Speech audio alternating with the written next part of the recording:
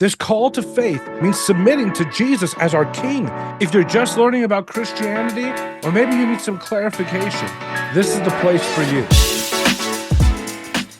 Hello, and welcome to The Faithful Life. I am thrilled to have you here today as we begin to look at the essential truths of Christianity. And the heart of Christian doctrine is this concept of salvation through faith, which is clearly seen in Hebrews chapter 11, verse 6, where it says, "But without faith it is impossible to please him.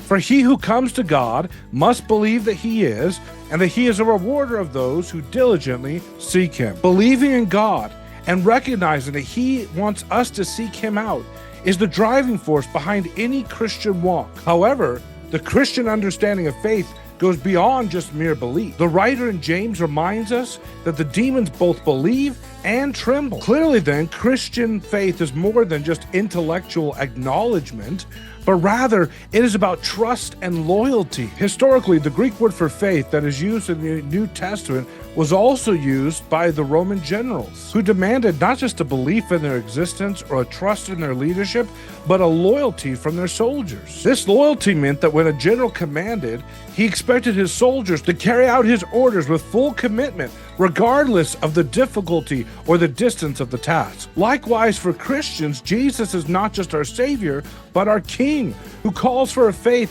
that requires both trust and loyalty. This involves a profound change in our mindset, viewing sin as God views sin, and putting him first in our life. Such faith is not passive, but actively shapes how we live our lives, demanding a transformation that aligns our beliefs with our actions. This call to faith means submitting to Jesus as our King and entering his kingdom and his church as he prescribes. True saving faith then is not static, but dynamic, where we are continuously committed to living out the gospel in our lives. Revelation chapter 2 verse 10 reinforces this idea when it says, "Be faithful, even to the point of death, and I will give you the crown of life." It's clear the faith that saves also is the faith that sustains, the faith that empowers us to endure through all the difficulties of life. In essence, the faith that leads to salvation is not so much about acceptance, but allegiance.